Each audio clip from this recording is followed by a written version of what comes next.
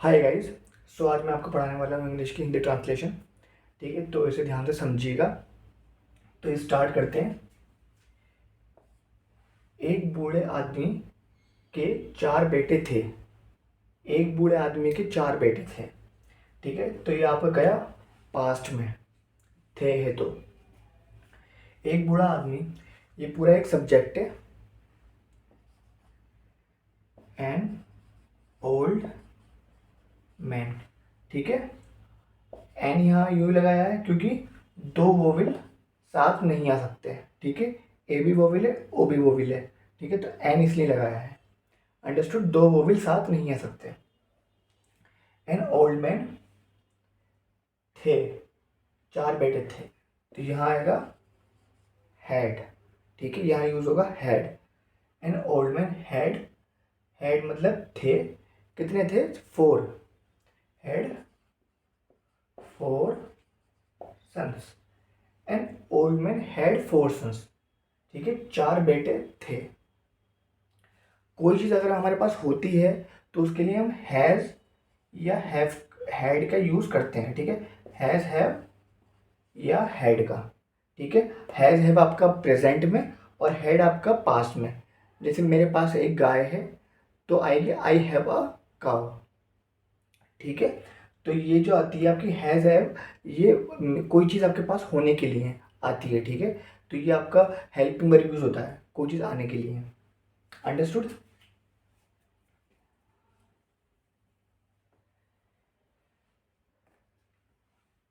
वे सदैव लड़ते रहते थे। वे सदैव, दे। ठीक है, क्योंकि ये आपका प्लूरल है, दे। और प्लूरल के साथ क्या बताया था मैंने आपको? वर आएगा। ठीक है, वॉज वर्ब में हेल्पिंग वर्ब आएगी आपकी वर। दे वर, दे वर क्या करते रहते थे? सदैव लड़ते रहते थे। सदैव क्या आती है? ऑलवेज। दे वर ऑलवेज, लड़ने क्या आती है? क्वेरलिंग। लड़ते रहते थे मतलब कि लड़ते झगड़ते रहते थे। ठीक है, क्वेरलिंग। यहाँ फाइटिंग भी आ सकती है। ठीक है, तो इसे स्लैश में मैं फाइटिंग लिख देता हूँ। ठीक है, स्लैश मतलब या तो ये या ये। ठीक है, मतलब कि और, या तो ये या ये। और का मतलब यही है, स्लैश का मतलब भी यही है।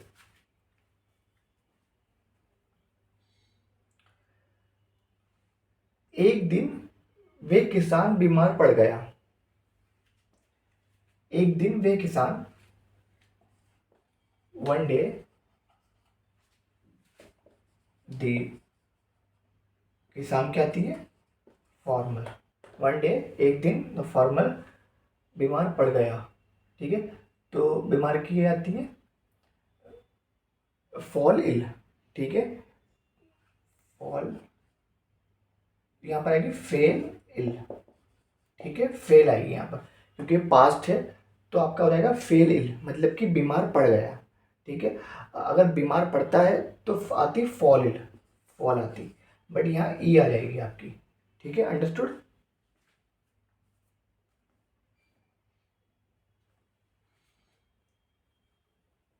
ठीक है, यहाँ आएगी आपकी ई। The farmer fell ill. ठीक है, और इसकी जगह एक और चीज़ आ सकती है, वो आ सकती है बिकम। ठीक है, बिकेम। ठीक है, बिकेम इल, बीमार पड़ गया। ठीक है, बिकम इल, बिकेम इल, पास्ट आएगी, पास्ट में जाएगी बिकेम इल। और अपने मृत्युशय पर था। और अपने मृत्युशय, मृत्युशय मतलब होता है डेथ बेड। ठीक है, जिस बेड पे वो लेटा होता है वहां पर अगर उसकी डेथ आनी होती है तो उसे होता है death bed. And and he था, ही वॉज, पर था, ही वॉज ऑन, ऑन मतलब पर था, कहाँ था? On his death bed. Death bed, death bed मतलब मृत्युशय, डेथ बेड। ठीक है, उसने अपने पुत्रों को अपने पास बुलाया। उसने, ही बुलाना, बुलाने क्या थी, कॉल, ठीक है, कॉल करना। तो हम कर, इसका ही जाएगा पास्ट में कॉल्ड आएगी। ही कॉल्ड किसके पुत्रों को, अपने पुत्रों को, his sons. He called his sons, कहाँ बुलाया, अपने पास, नियर हिम, ठीक है।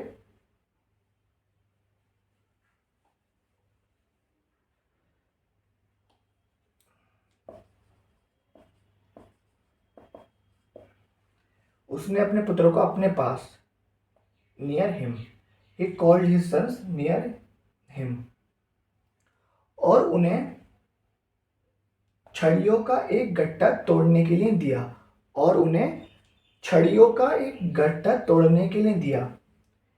एंड देने की आती है गिव, ठीक है। एंड आपका जो पास्ट में बोले, पास्ट में पहुंच गए तो आएगी गेव। एंड गेव किन्हें दिया, उन्हें, गेव हिम, उन्हें दिया, क्या दिया, उन्हें दिया एक छड़ियों का गुच्छा, ए bundle of stick, A bundle of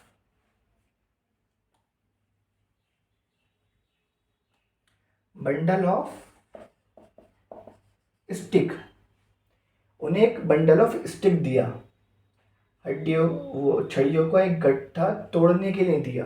क्यों दिया, तोड़ने के लिए, to break them, to break them, them क्यों आया, ठीक है, उन्हें दिया, ठीक है, गट्ठा तोड़ने के लिए दिया, और उन्हें, उन्हें की आई है यहाँ them, understood, to break them, तोड़ने के लिए।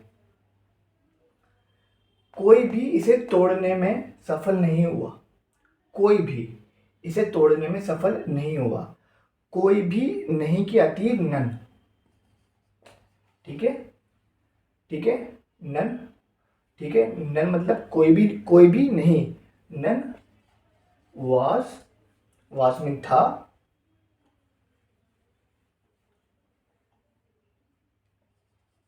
एबिल, एबिल मतलब कि लायक, none was able to break them, ठीक है।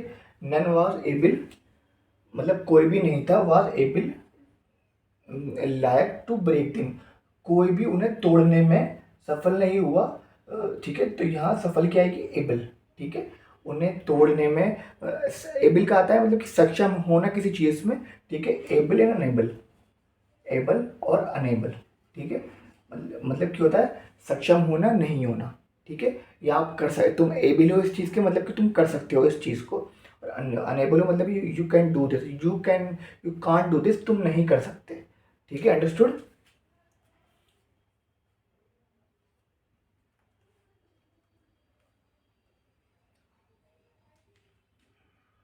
कोई भी इसे तोड़ने में, none was able to break them, ठीक है, अंडरस्टूड। तो आपको याद क्या रखना है, to break them, to break, to break क्यों याद रखना है, क्योंकि हम कभी कभी कंफ्यूज होते हैं कि सेंटेंस कैसे बनेगा। तो आप ऐसे बनाइएगा कि जैसे कि, और उन्हें छड़ियों को इकट्ठा तोड़ने के लिए दिया, ठीक है, और मतलब एंड, फिर आती है दिया।